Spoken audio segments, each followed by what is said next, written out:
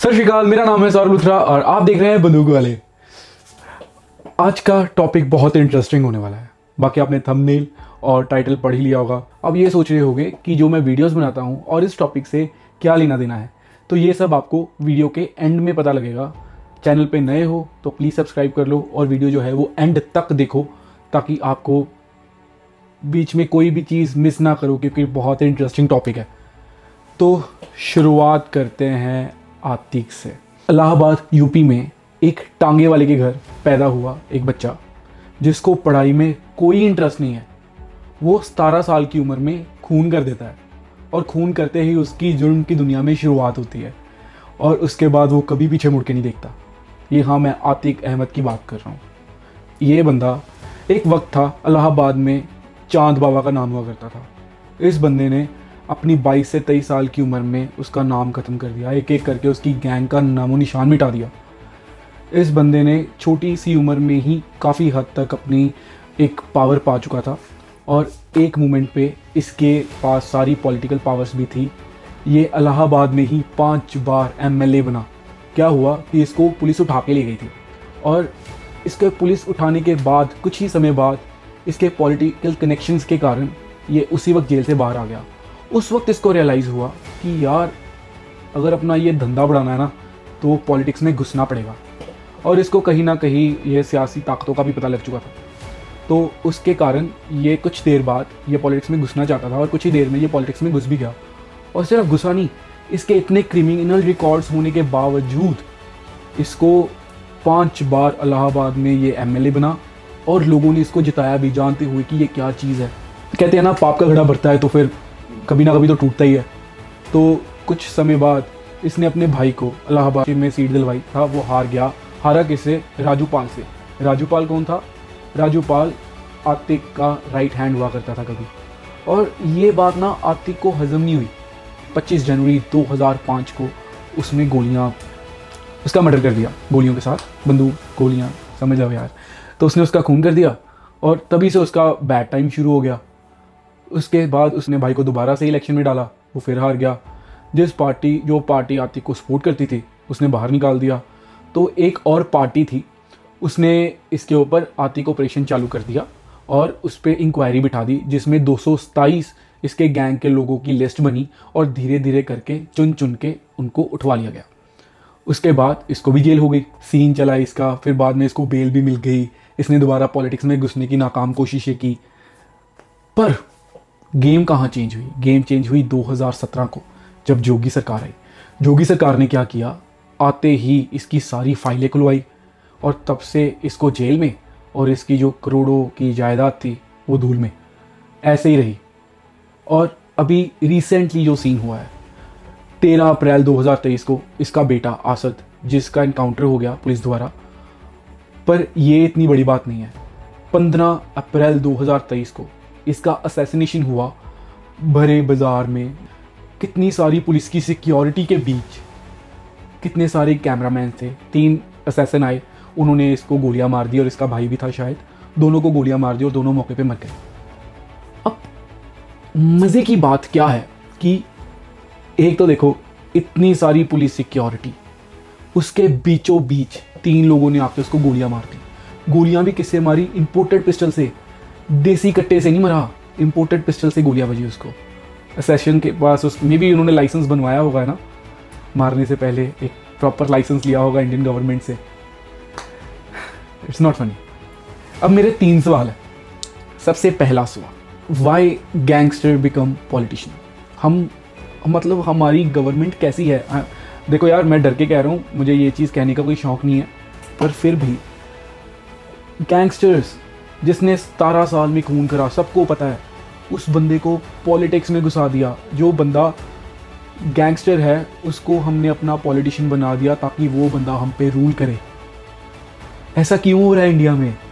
कोई सेंस बन रही है इस बात की? दूसरा सवाल, इतनी सारी पुलिस में, इतनी सारी सिक्योरिटी में एक बंदा, चाहे वो गैंगस्टर ही है, कोई भी हो, उस बंदे को शरेआम कोई आके गोलियां मार दे, वो भी इंडिया में। सीरियसली यार, मेरी कुछ उस बंदे से हमदर्दी नहीं है। मुझे प्रॉब्लम इस चीज़ से है कि उसका असैसिनेशन इंडिया में हुआ इस तरह से। इसका मतलब जिस देश में हम रह रहे हैं, जो पॉलिटिशियंस साथ में अपने पुलिस वाले लेके घूमते हैं, वो तो सेफ़ ही नहीं है। अगर किसी को पुलिस सिक्योरिटी मिली है, वो भी बंदा सेफ़ नहीं है। जो सीन हुआ, अगर इनकाउंटर में मरता ना तो कहीं ना कहीं बात समझ में आती, पर ये चीज़ बड़ी अजीब है। और तीसरा और आखिरी सवाल, ये जो वेपन्स थे ये कहाँ से आए? ये जो पिस्टल था ये मेड बाय टर्की था, इम्पोर्टेड था, लेटेस्ट था।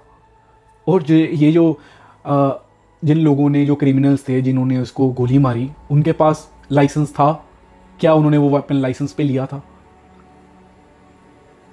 कमेंट में बताओ यार। आपको लगता है उन्होंने लाइसेंस लिया होगा? आपको लगता है वो वेपन 1 नंबर पे होगा? देखो, इंडिया में इंपोर्ट बहुत देर से बंद है, अराउंड 1984 से या उससे भी पहले की बंद है। इंपोर्ट करने का वेपन सिर्फ एक ही तरीका है, अगर आप शूटिंग में हो, अगर आप शूटर हो या आप कॉम्पिटिशन्स खेलते हो।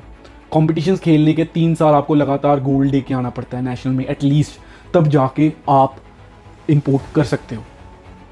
और इनकी शक्लें देख के तो नहीं लग रहा ये शूटर है। और अगर कोई मान लो इंपोर्ट करता भी है तो वो 2 से 3 साल तक एक बैन लगता है, तब तक आप अपना वेपन जो है वो सेल नहीं कर सकते। इसका तो सिर्फ एक ही मतलब बनता है ना कि वो जो वेपन है वो इन्होंने इलीगली बाहर से इंपोर्ट करवाया होगा या स्मगल हुआ होगा। तो अभी देखो, अभी प्रॉब्लम मुझे ना इस चीज़ से थोड़ी है, पर इसके बाद जो चीज़ें हम सिविलियंस को फेस करनी पड़ती है उससे थोड़ी ज़्यादा है। प्रॉब्लम्स क्या हम फेस करेंगे? सबसे बड़ी प्रॉब्लम, अब क्योंकि ये जो सीन हुआ है तो ऑब्वियसली जो है गवर्नमेंट पे कहीं ना कहीं प्रेशर पड़ेगा कि ये जो सीन हुआ है इसके रिलेटेड कुछ करो। वो क्या करेंगे? वो लाइसेंस बनाना बंद कर देंगे या फिर लाइसेंस बनाना हार्ड कर देंगे।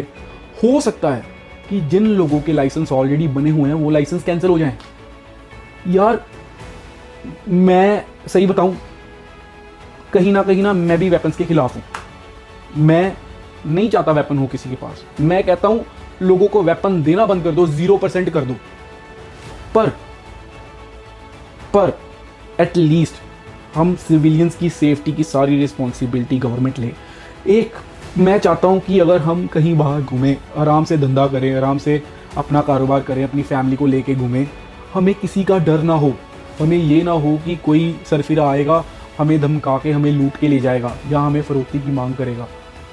यार आपको पता है, ये जो आतिक था ये लोगों को कॉल करके कहता था कि मैं फिरोज टांगे वाले का लड़का आतिक अहमद, और सामने वाला पैसे दे जाता था।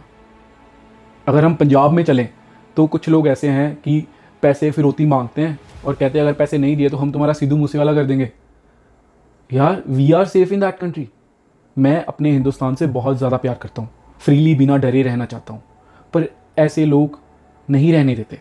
अगर आप हमारी सेफ्टी या हम सबको सिक्योर नहीं रख सकते, सेफ नहीं रख सकते, तो मेरी सरकार से दरख्वास्त है एटलीस्ट हम सिविलियंस को अपनी खुद की रक्षा करने के लिए लीगली कुछ दें, एटलीस्ट लीगली लाइसेंस इशू करें, ताकि हम अपनी सेफ्टी के लिए, अपने परिवार की सेफ्टी के लिए अपने पास कोई हथियार रख सकें, ताकि एटलीस्ट हमारे मन में ये तो होगा कि हम अपने आप को ना भी सही, अपने परिवार को तो बचा सकें ज़रूरत पड़ने पर।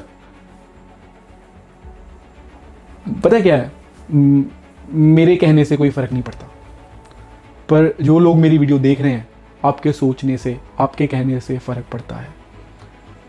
होप आपको मेरी ये वीडियो पसंद आई होगी। होप आप इस वीडियो को किसी भी तरह के गलत मतलब में नहीं लेके गए होंगे। मैं कोई भी आपको कोई गलत मतलब या कोई गलत चीज़ के लिए नहीं कह रहा या गलत चीज़ के लिए नहीं भड़का रहा। मैं बस इतना कह रहा हूँ कि we deserve to be safe.